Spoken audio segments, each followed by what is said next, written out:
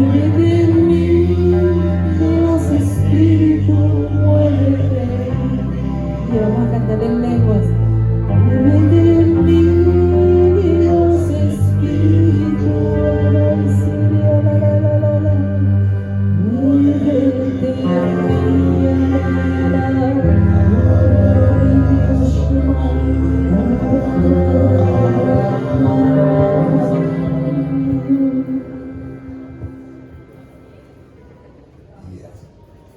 Levantemos nuestra mano derecha y oremos por Gabriela, que va a presentar la primera enseñanza. Ven, Espíritu Santo, dale unción a Gabriela para que proclame lo que tu Señor ha puesto en su corazón para nuestra comunidad. Jesús de la misericordia, manifiéstate en todos nosotros para que todos seamos victoriosos. Dichosos victoriosos porque alcanzarán misericordia. Bendito y alabado sea. Abalaya Siriala, Santa Lavalaya, Abba, Padre, Abba, Padre, Abba, Abba, Abba. Amén. Dios te salve, oh María, llena eres de gracia, el Señor es contigo. Bendita tú eres entre todas las mujeres, y bendito es el fruto de tu vientre, Jesús. Santa María, Madre de Dios, ruega por nosotros pecadores, ahora y en la hora de nuestra muerte. Amén. ¿Aló? ¿Me oyen? Sí, buenos días, hermanos. Buenos días. Ya que me estoy arreglando este aparato aquí, no estoy acostumbrada. ¿Cómo se sienten? ¿Cómo están hoy?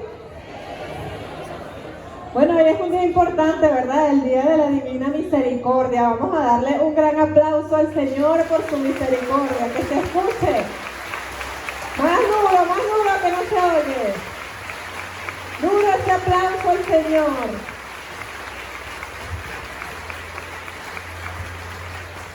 Bueno, hoy vengo a hablarles en el nombre de Jesucristo de esta devoción tan hermosa que es la Divina Misericordia, que está contenida en este libro, que es el diario de la Divina Misericordia de Santa María Faustina.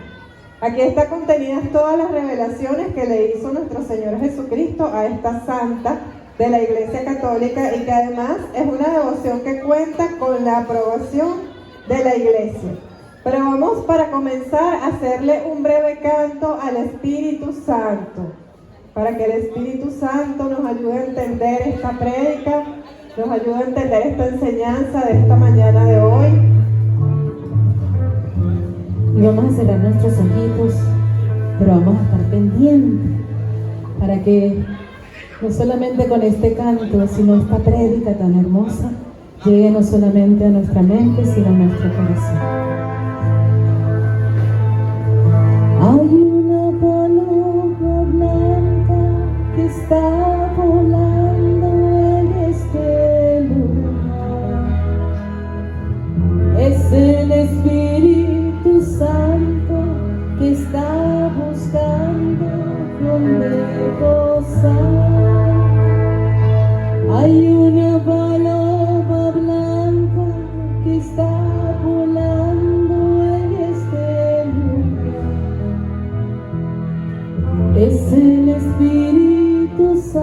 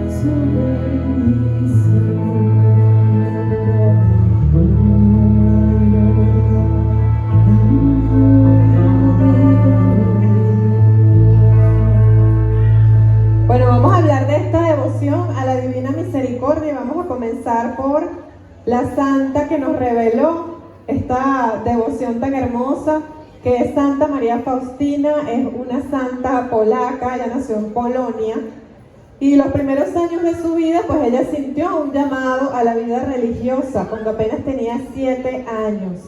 Pero sus padres se negaban a que ella entrara a un convento. Entonces ella trató de continuar con su vida, apagar ese llamado que le estaba haciendo el Señor y dedicarse pues a trabajar para ayudar a sus padres. Cuando tenía apenas 14 años, era una mujer muy humilde, trabajaba en casas de familia para ayudar a su propia familia también, porque eran de escasos recursos. Y ella intentó integrarse a la vida normal, ¿no? Como es la vida de los jóvenes hoy en día, que tienen 14, 15 años, que es ir a las fiestas, ir a los bailes. Pero Santa Faustina tuvo un llamado muy fuerte de Dios. Su verdadero nombre era Elena. Bueno, Elena tuvo un verdadero llamado de Dios porque, tratando de no escuchar esta voz y de hacerle caso a sus padres, el Señor se le hizo presente con su rostro ensangrentado, coronado de espinas, y le dijo: Elena, ¿por qué me engañas? ¿Por qué me haces sufrir? Y allí ella entendió que ella tenía que hacerle caso a ese llamado y no a lo que le dijeran sus padres. Y esta es una enseñanza muy importante, hermanos, para todas aquellas familias que tienen hijos jóvenes con un llamado a la vida religiosa, no apagar esa llama del Señor, sino ayudarlos y apoyarlos para que ellos hagan su discernimiento vocacional, que es muy importante. Porque si el Señor nos ha llamado, o ha llamado a algún joven a la vida religiosa, no le diga que no a ese llamado del Señor, sino que lo atienda. Y que el Señor nos dé la gracia para saber renunciar a nosotros mismos cada día. Porque parece que el cristiano tiene un reto, el reto más grande que tiene en su vida es ese, el de renunciar cada día a su propia voluntad para poder seguir al Señor.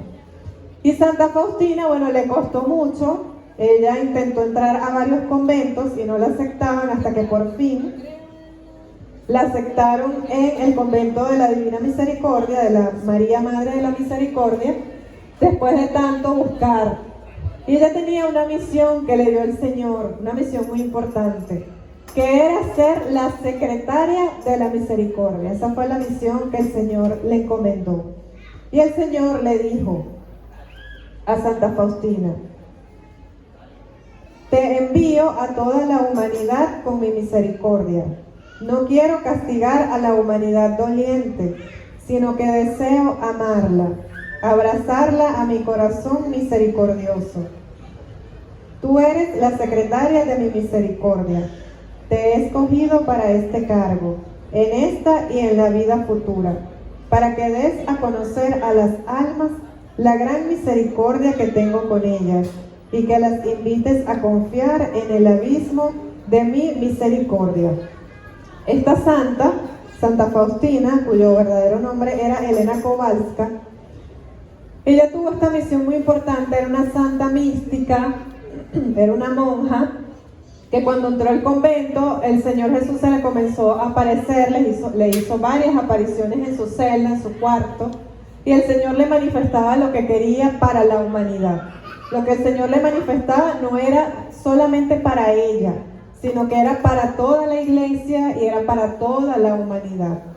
Y allí es importante que nosotros hagamos discernimiento cuando tenemos alguna revelación del Señor, que decimos: el Señor me dijo, el Señor me manifestó, el Señor me inspiró, que esas inspiraciones sean para provecho de toda la iglesia, para provecho de toda la comunidad, y no para provecho de una sola persona.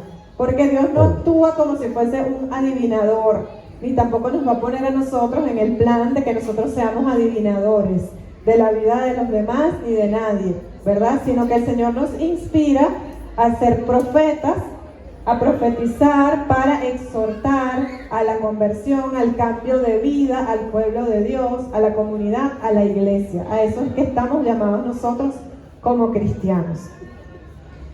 Y hay 5 formas de devoción que el Señor le manifestó a Santa Faustina, que las vamos a ir viendo. Es muy importante, hermanos, que nosotros, yo creo que todos aquí conocemos la devoción a la Divina Misericordia, ¿verdad que sí? Todos debemos tener una imagen de la Divina Misericordia en nuestras casas, ¿verdad que sí? Bueno, el Señor le reveló a Santa Faustina cuáles eran esas 5 formas en que nosotros debíamos ser devotos de la Divina Misericordia. La primera es la imagen de Jesús misericordioso, esta que tenemos aquí. El Señor se le apareció y le dijo a Santa Faustina: pinta una imagen según el modelo que ves. Ella lo vio, ¿no? El Señor se le manifestó con sus rayos de luz, uno blanco, el otro rojo. Ella lo pudo percibir así, tan hermoso como él se veía, y el Señor le dice: pinta una imagen de lo que acabas de ver. Y ella le responde: Señor, pero yo no sé pintar. Y el Señor le vuelve y le reitera: pinta una imagen de lo que acabas de ver. Quiero que esta imagen sea bendecida con solemnidad el primer domingo después de la Pascua de Resurrección. Ese domingo debe ser la fiesta de la misericordia, que es el domingo que estamos celebrando hoy. Y le reveló lo que significaban esos rayos que salían de su pecho, porque el Señor puso su mano sobre el pecho y de allí salieron 2 rayos de luz. Y el Señor le dijo: el rayo pálido simboliza el agua que justifica a las almas, y el rayo rojo simboliza la sangre que es la vida de las almas. Bienaventurado quien viva a la sombra de ellos. ¿Qué simbolizan, hermanos, estos 2 rayos? El agua que brotó del costado de Jesús, que es el bautismo y la penitencia. Y el rojo, que es la sangre que derramó Jesús por nuestra salvación, simboliza la sangre que es nuestro alimento espiritual, el alimento que purifica el alma. Entonces, tenemos nosotros como cristianos, ¿verdad?, como católicos, ir al sacramento del bautismo, y si tenemos niños en la casa, si tenemos jóvenes que no estén bautizados, llevarlos al sacramento del bautismo. Eso es muy importante, hermanos, porque es la iniciación de nosotros en la vida cristiana. Miren que hay muchas doctrinas ahora que andan por allí diciendo que a los niños no hay que bautizarlos. Pues a los niños sí hay que bautizarlos, porque si no los bautizamos, no se convierten en templo vivo del Espíritu Santo. Es más fácil entonces que los niños sean perturbados por espíritus malignos, que, bueno, estén en enemistad con Dios, porque ni siquiera son hijos de Dios cuando no se han bautizado. No se les ha borrado el pecado original. Entonces el bautismo es muy importante. Ojo, que por ahí anda una costumbre muy cultural de aquí de Venezuela, que es echarle el agua a los niños. Eso no es un bautismo. Echarle el agua a los niños no es un bautismo, es una profanación del sacramento del bautismo. Y hay personas que incluso piden agua bendita para hacer este ritual de echarle el agua al niño, pero eso no es un bautismo, hermanos. Y si una persona a usted le pide prestada agua bendita para hacer un ritual de estos, no se la dé. Niéguele el agua bendita a una persona que usted sabe que la va a utilizar para una profanación, como es echarle el agua a los niños, porque eso no es un bautismo. El bautismo es llevar al niño a la iglesia con su sacramento y que el sacerdote le haga el sacramento del bautismo, lo bautice.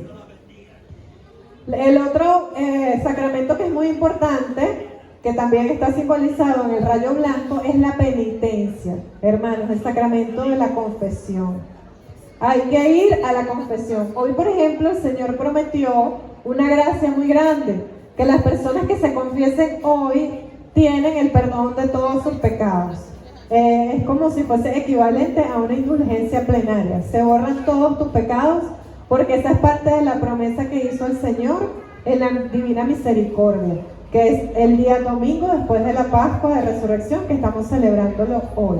Entonces, todo el que se confiese hoy tiene el perdón total de todos sus pecados. Así que vamos a aprovechar esa gracia que hoy el Señor nos ha concedido de la confesión y el perdón de nuestros pecados. Un aplauso para el Señor.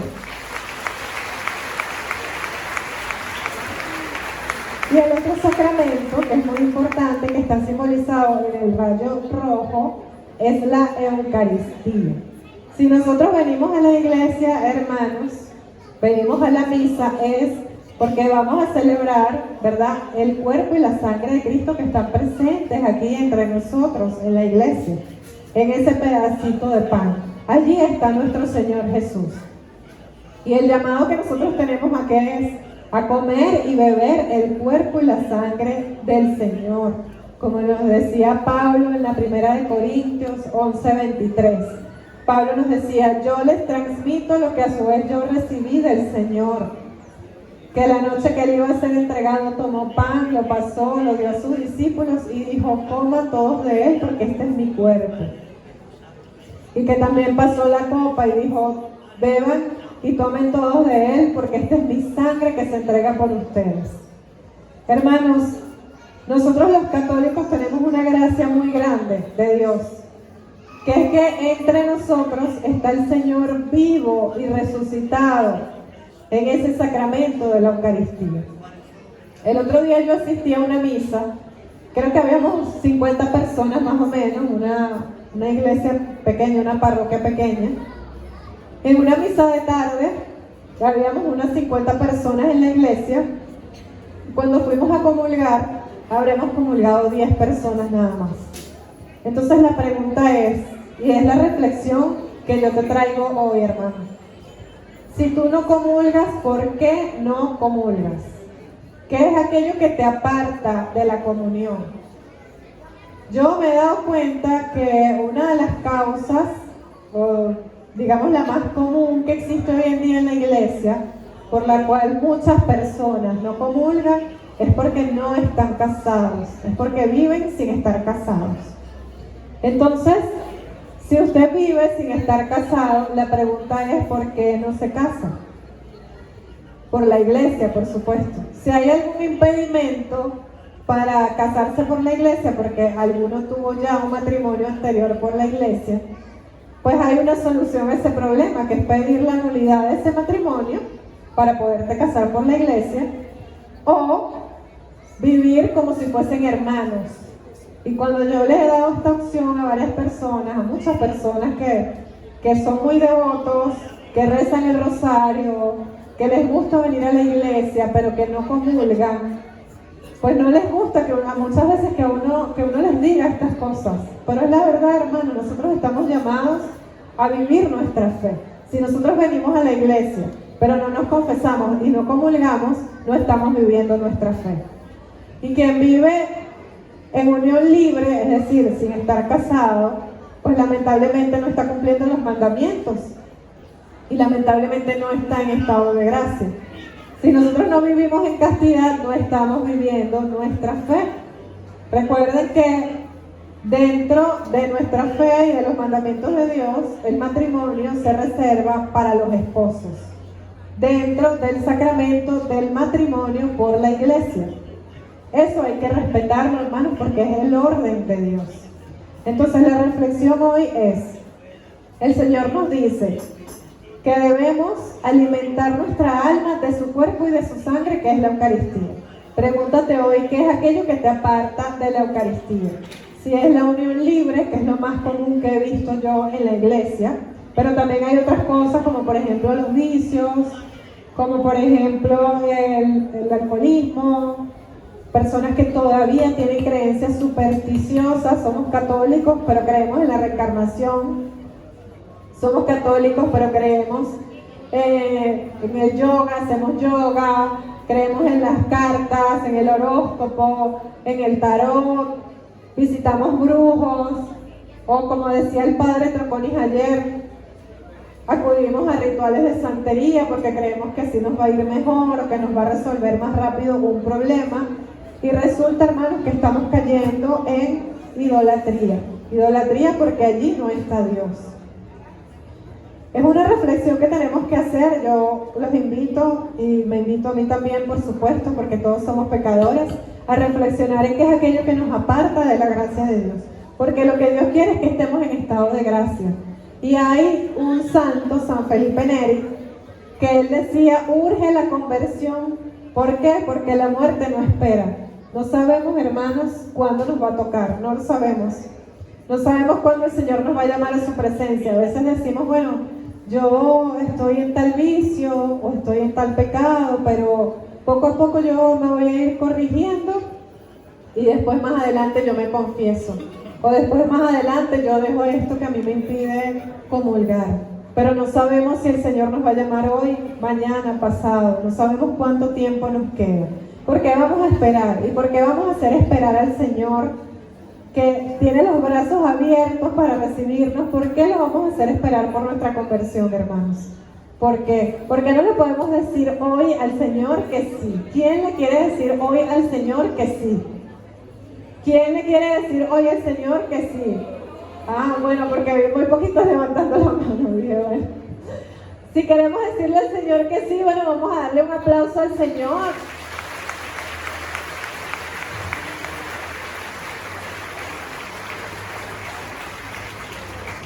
Jesucristo nos está esperando, hermanos, con los brazos abiertos.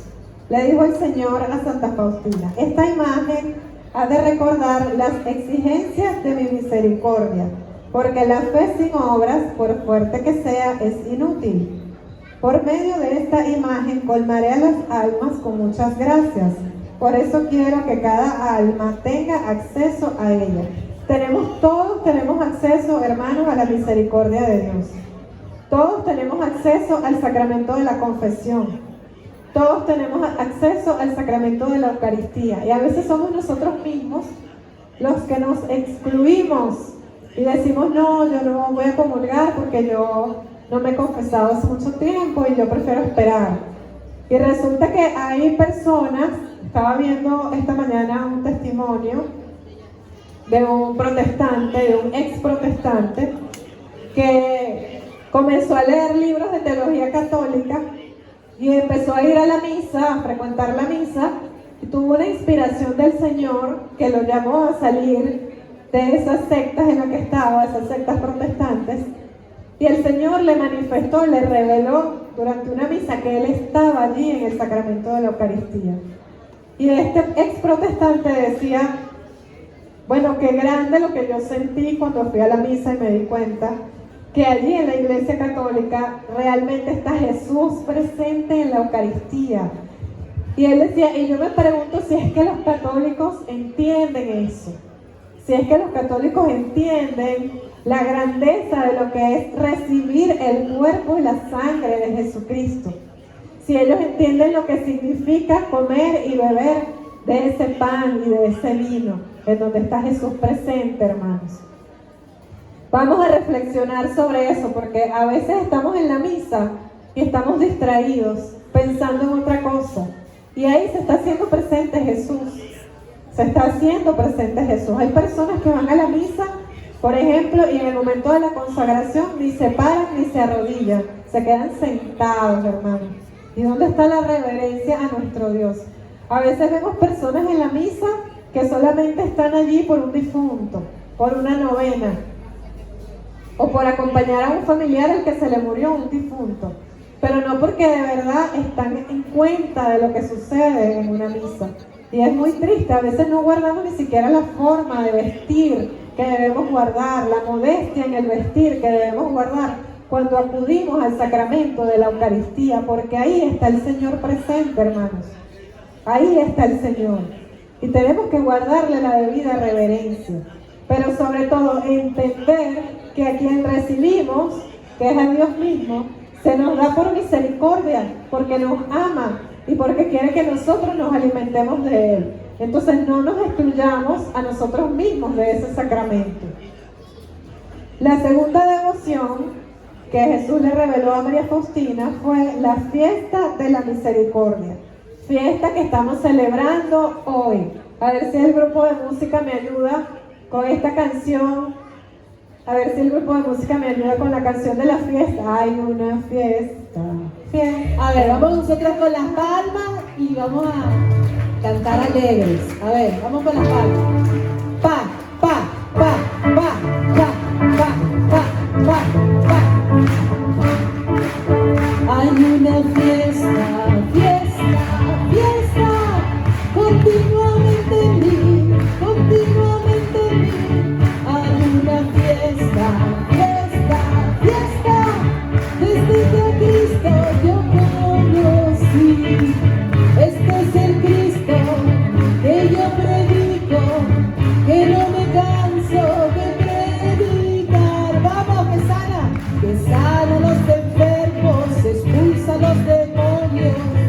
calma las olas y la tempestad, y yo le lavaré, y yo le lavaré, y yo le lavaré con todo el corazón, y yo le lavaré, y yo le lavaré, y yo le lavaré, diciendo, a ver las gradas, a ver cómo cantan las gradas. Hay una fiesta,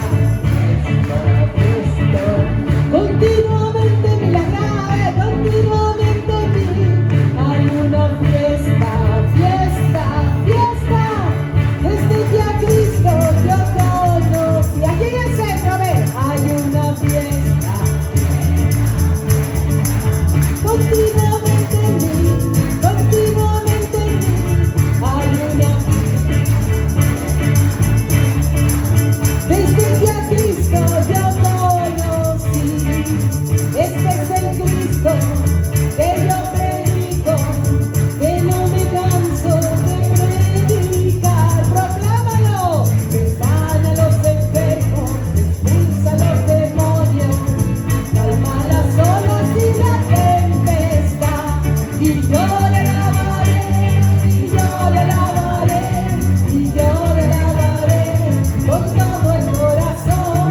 Y yo le lavaré, y yo le lavaré, y yo le lavaré, diciendo, a ver, esas palmas, que se escuchen en el cielo, a ver, vamos fuerte y cántalo con nosotros. Hay una, nosotros lo escuchamos aquí, continuamente en mí. Hay una, desde que a Cristo yo conocí. Y ese aplauso a nuestro Dios y un grito de júbilo. Más fuerte ese grito de júbilo.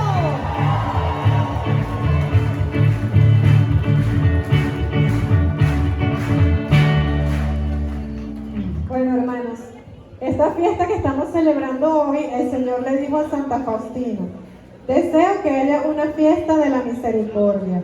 Quiero que esta imagen que pintarás con el pincel sea bendecida con solemnidad el primer domingo después de la Pascua de Resurrección. Ese domingo debe ser la fiesta de la misericordia.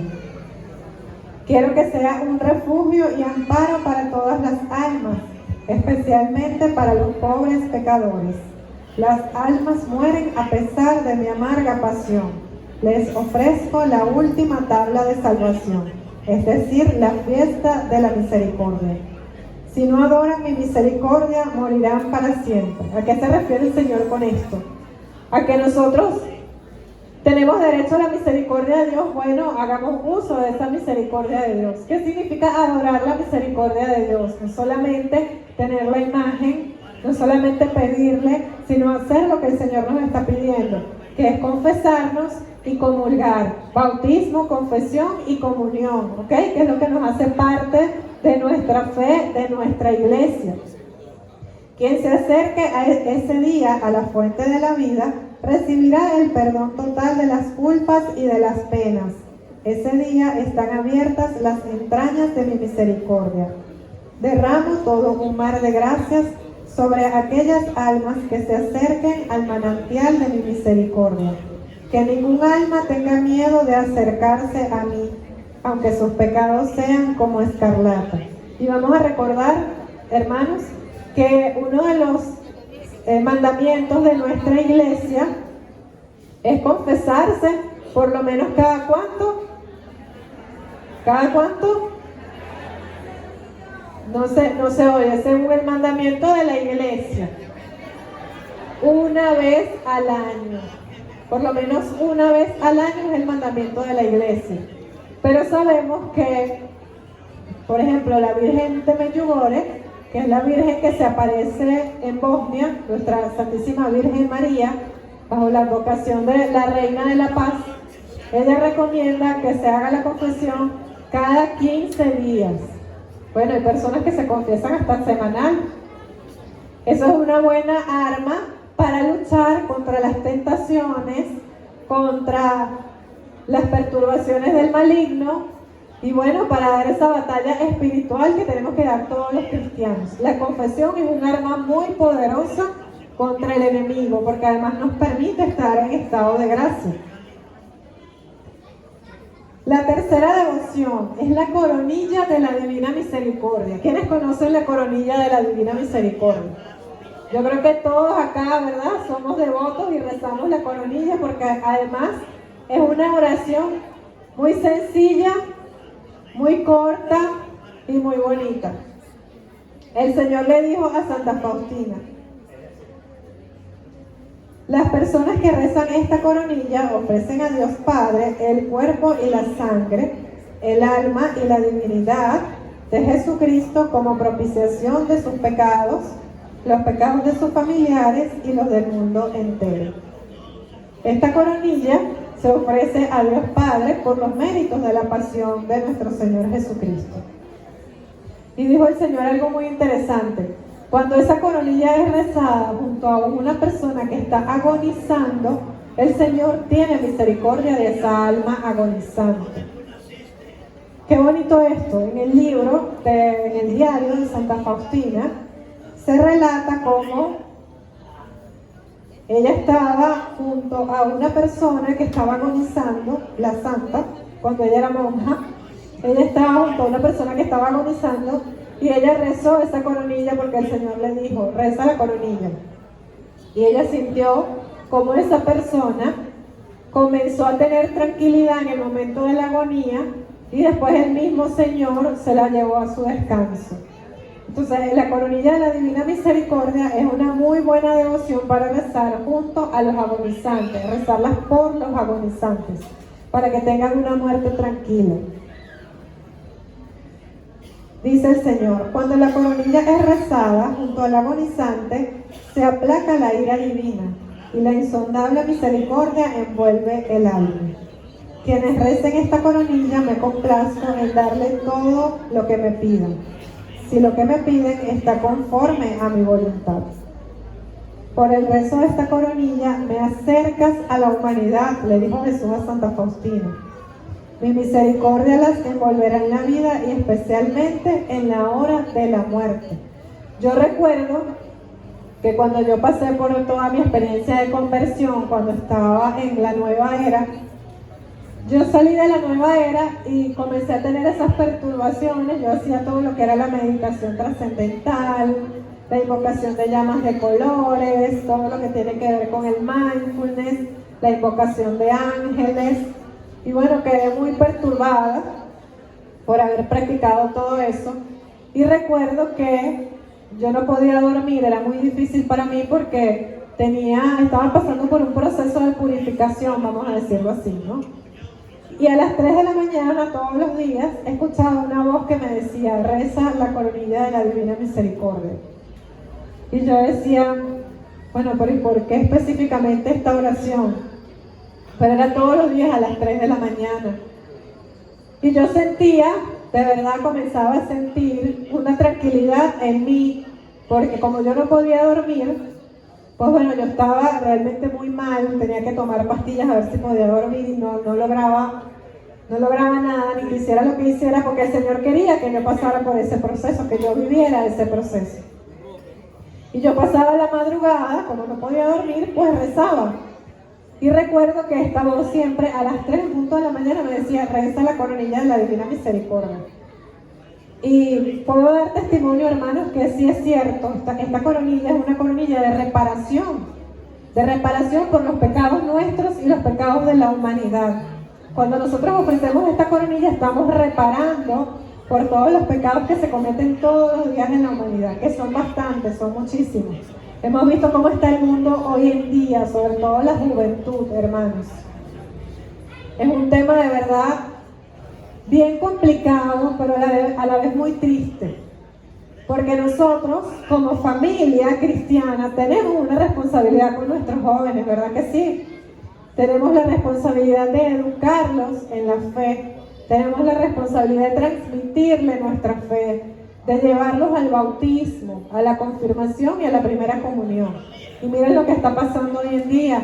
Muchos jóvenes se han apartado de la fe porque sus propios padres no han sabido darles testimonio, porque sus propios padres no han sabido llevarlos a los sacramentos, a la iglesia, porque no les han transmitido los valores cristianos.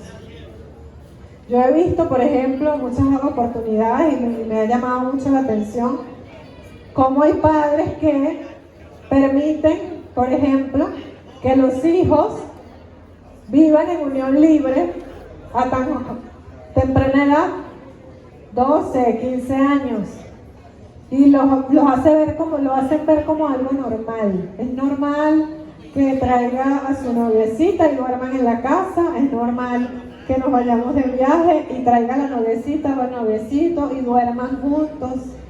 Hermanos, ¿y qué estamos sembrando nosotros allí?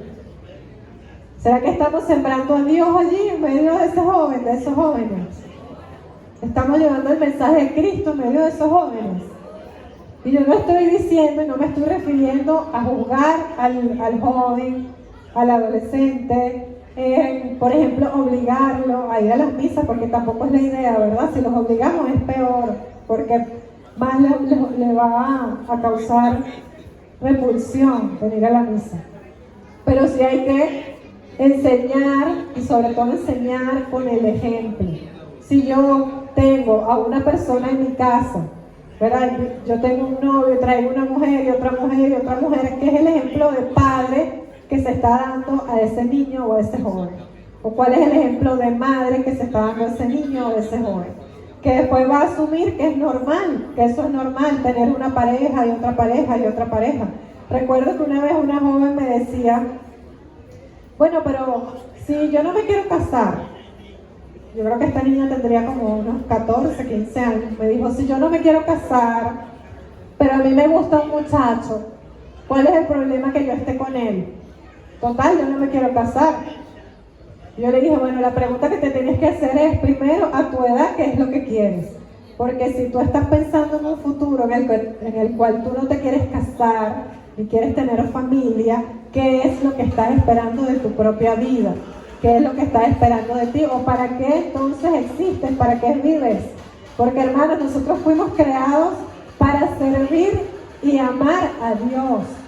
Para servir y amar a Dios. Nosotros no fuimos creados para andar disfrutando la vida, rumbeando, tomando, y vive el momento porque mañana no sabes. No, nosotros fuimos creados para lo trascendente. Fuimos creados para el cielo. No fuimos creados para las cosas terrenas nada más. Nuestro cuerpo es un instrumento de santificación. ¿Es un instrumento de qué nuestro cuerpo? De santificación. El cuerpo nos sirve a nosotros para nosotros servirle a Dios y santificarnos con nuestro cuerpo. Como lo dice la palabra de Dios, que dice, tu cuerpo es templo del Espíritu Santo. Si mi cuerpo es templo del Espíritu Santo, entonces yo tengo que tratar mi cuerpo como ese templo que el Señor me ha dado para glorificarlo. Entonces hay que respetar, hermanos, y hay que enseñar con el ejemplo, ¿ok? Si yo soy un papá alcohólico, una mamá alcohólica con vicios, que grita, que dice grosería, ¿qué se espera de ese joven, de ese niño? Yo tengo un vecino que es muy grosero, tiene unos adolescentes, deben tener unos 14, 15 años, desde pequeñitos escuchando al papá decir groserías porque el señor es muy grosero. Y ahora las mismas groserías que dice el papá las empiezan a repetir los niños. Entonces son unos niños que de grandes van a ser groseros, van a ser iracundos, van a ser violentos, porque ese es el ejemplo que están viendo en su papá. Entonces tenemos que enseñar a los jóvenes con el ejemplo, ¿ok? Si nosotros decimos, ay, yo soy una persona de iglesia, yo voy a la iglesia, yo rezo el rosario, rezo la coronilla de la misericordia, soy muy devota, me encanta la Virgen, me encantan los santos, pero resulta que en mi casa no estoy enseñando a mis hijos, no estoy dando el ejemplo, no estoy sembrando esas semillas. Hay que sembrar las semillas. ¿Qué significa sembrar las semillas? Bueno, usted le enseña lo que es bueno y lo que es malo. Y a la palabra de Dios dice que debemos comportarnos así, claro, dando tú el ejemplo, el testimonio. La palabra de Dios nos dice que somos templo vivo del Espíritu Santo, que somos hijos de Dios, que esto es lo bueno, que esto es lo malo. Ya ellos tomarán su decisión, pero por lo menos la semilla está allí sembrada. Puede ser que ese hijo, ese joven se pierda, se vaya por el mundo, no le importe más la religión, pero en algún momento con sus oraciones y con lo que usted sembró, tenga la certeza de que ese joven va a regresar, de que ese niño, esa niña, ese futuro joven, ese futuro adulto va a regresar a la fe, como me pasó a mí, como le pasó a mi hermana. ¿Por qué? Por las oraciones de mi mamá, por lo que habían sembrado en la casa, por lo que sembró el catequista, por lo que sembró el que nos formó en la primera comunión. De eso se trata, hermanos, hay que formar a los jóvenes y hay que enseñar con el ejemplo, no dejar que se pierdan esos tesoros que el Señor nos ha dado para edificar su iglesia. Porque yo he visto, por ejemplo, padres que son muy devotos, muy devotos, pero entonces los hijos no están casados con la iglesia, tienen un novio y otro y otro y otro. Y yo digo, Dios mío, pero ¿qué pasó allí? ¿Qué pasó allí? Bueno, hay que tener confianza en Dios, ¿verdad? De que primero nosotros cumplamos, hermanos, esto es lo más importante, cumplamos con el deber con Dios de educar a los hijos en la fe. Que no suceda algo así porque no lo educamos. Que suceda algo así porque ese joven decidió vivir así, pero no porque tú no lo educaste en lo que debía y lo que no debía hacer. Porque tenemos una responsabilidad con Dios. El cuarto mandamiento dice honrar padre y madre. Y ese cuarto mandamiento tiene dos aristas. Una es el respeto de los hijos hacia los padres, esa es la obligación directa. Y la obligación indirecta es la de los padres en el trato y la educación a sus hijos. Entonces, tenemos que educar hijos, nietos, sobrinos, todas las personas de nuestra familia, hay que educarlas en la fe. No mostrar, hermanos, como que si es normal que un niño vea un TikTok y empiece a bailar con movimientos sexuales, que empiece a vestirse con muy poca ropa, que empiece a ver contenido de ideología de género, contenido sexual por redes sociales y como que si eso es algo normal. Entonces nosotros, no, es que yo respeto lo que él está haciendo, porque yo he escuchado eso. He escuchado jóvenes que, por ejemplo, se van a hacerse santo, brujería, lectura de cartas, tabaco, lo que sea, y los padres le dicen, bueno, mi amor, cuídate. El otro día estaba viendo un joven que iba a hacer ayahuasca, porque ahora resulta que aquí en Caracas hay centros, hay club, donde hacen ayahuasca en unas montañas, aquí en Caracas, una zona montañosa. ¿Qué es la ayahuasca? Es un brebaje, es como una planta que cuando se la toman comienzan a alucinar, es como si fuese una droga, pero se utiliza para ritos chamánicos. Entonces el muchacho dice, bueno, yo me fui para mi ayahuasca porque a mí me gustó y le mandé un mensaje a mi mamá y lo que mi mamá me respondió fue, ay, bueno, hijo, que te vaya bien y cuídate. Hermanos, ¿cómo vamos a llegar a esos extremos? Demasiada libertad que le estamos entonces dando a esos jóvenes, demasiada libertad, porque nosotros tenemos que decirle por lo menos, mira, no estoy de acuerdo, me parece que eso no es conveniente para ti, ¿qué beneficio te va a traer? Por lo menos cuestionarlo, hacerle un llamado a la conciencia. Para eso estamos también, ¿no? Como padres, como representantes. Y bueno, vamos con la cuarta devoción de la Divina Misericordia, que es la hora. ¿Cuál es la hora de la Divina Misericordia? Ay, si todos se la saben, las 3 de la tarde, esa es la hora de la misericordia. ¿Por qué es esa la hora? Ajá, porque fue la hora que Cristo murió. En esa hora se abrieron las puertas de la misericordia para toda la humanidad. El Señor le dijo a Faustina, en esa hora puedes obtener todo lo que pidas para ti o para los demás. En esa hora se estableció la gracia para el mundo entero. La misericordia triunfó sobre la justicia. Yo me acuerdo que cuando yo no estaba convertida todavía, eso fue como en el año 2013, yo quería irme a estudiar al extranjero. Yo decía, yo quiero que me den una beca, para irme a estudiar afuera. Y mi hermana me decía, mira, tú sabes que hay una monja que se le apareció Jesucristo, y entonces a esa monja Jesucristo le reveló una oración que se hace a las 3 de la tarde. Y dice que si uno pide lo que uno pida, Jesucristo se lo va a conceder. Nosotras no estábamos convertidas. Bueno, lo que conocíamos de la fe era porque teníamos bautismo, confirmación y primera comunión. Y dijimos, bueno, si Jesucristo se le apareció a esta monja y le dijo eso, vamos a hacerlo. Comenzamos a rezar la economía a las 3 de la tarde pidiendo para que nos dieran la beca. Y me acuerdo que yo le dije a mi hermana, bueno, a lo mejor te la dan a ti, nada más te vas tú. Si me la dan a mí nada más, me voy yo. Pero vamos a intentarlo a ver.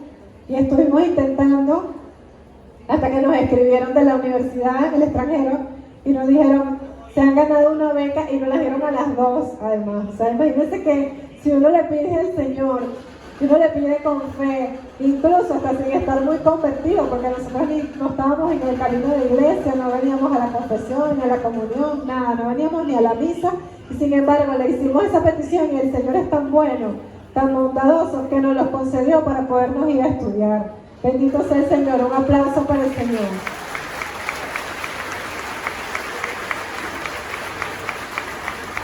Entonces, si tú le pides con más razón, ¿verdad? Si tú le pides algo espiritual, algo más profundo, la conversión de un hermano, de una hermana, de un hijo, tu propia conversión, el Señor te la va a conceder. Y la quinta devoción es que nosotros debemos ser propagadores de esa divina misericordia, ¿ok? Debemos ser propagadores, enseñar a otras personas. Yo recuerdo que estaba en un grupo del Rosario. Nosotros llevamos un grupo de Rosario en nuestro sector donde vivimos, y habían varias personas que no conocían la devoción de la misericordia.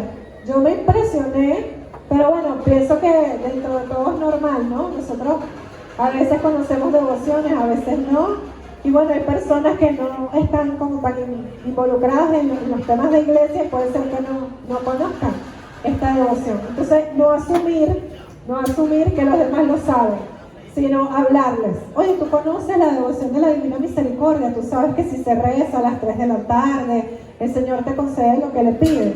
Y así vamos propagando esa devoción. Y nos pide el Señor también, hermanos, que renovemos nuestra vida religiosa y hagamos obras de caridad. Porque el Señor dice, no es solamente que reces, que vengas a la confesión, a la comunión, sino que también ayudes a otras personas, que ayudes a tu prójimo. Entonces el Señor le dijo a Faustino, debes mostrar misericordia al prójimo siempre y en todas partes. No puedes dejar de hacerlo, ni excusarte, ni justificarte. Cristo desea que sus devotos hagan al día por lo menos un acto de amor hacia el prójimo, ¿ok? Actos de amor hacia el prójimo.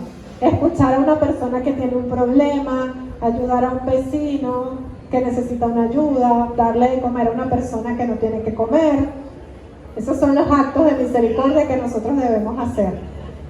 Siempre estar pendiente del hermano, porque Dios no nos ha distribuido su gracia para nosotros guardárnosla, sino para nosotros compartirla con otras personas. Y a eso es a lo que estamos llamados, ¿ok? Estamos llamados a ser propagadores de las gracias de Dios, a evangelizar y ayudar a otros. Y bueno, vamos a darle gracias a Dios, ¿verdad? Por esta devoción tan hermosa que el Señor nos ha dejado. Que es su divina misericordia, hermanos. Vamos a confiar en la misericordia del Señor. Vamos a confiar en que el Señor nos está esperando, quiere nuestro arrepentimiento. Nos dice la palabra de Dios en Mateo, capítulo 9, versículo 13. Misericordia quiero y no sacrificio, porque no he venido a llamar a justos, sino a pecadores al arrepentimiento. El mayor sacrificio que nosotros podemos hacer por nuestro Señor es estar en estado de gracia, confesarnos, comulgar, hacer obras de caridad, hermanos, buscar los sacramentos, pedirle a Dios que nos bendiga con su gracia y que nos dé el don del arrepentimiento. Cierra tus ojos y vamos a hacer esta pequeña oración para terminar. Ven Espíritu Santo, envía del cielo un rayo de tu luz.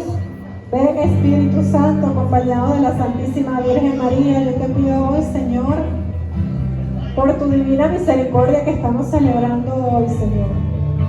Ven a nuestras mentes y a nuestros corazones y sopla, Espíritu Santo, danos a cada uno de nosotros el don del arrepentimiento, el don del perdón. Ayúdanos, Señor, a confiar en ti, en tu misericordia, pero sobre todo, Señor, ayúdanos a perdonar a aquellas personas que todavía no hemos perdonado, amar a nuestro prójimo, a nuestro vecino, a nuestras familias, a confiar, Señor, en tu divina misericordia. Bendícenos, Jesús, santifícanos y concédenos el don del arrepentimiento y del perdón. Bendito y alabado sea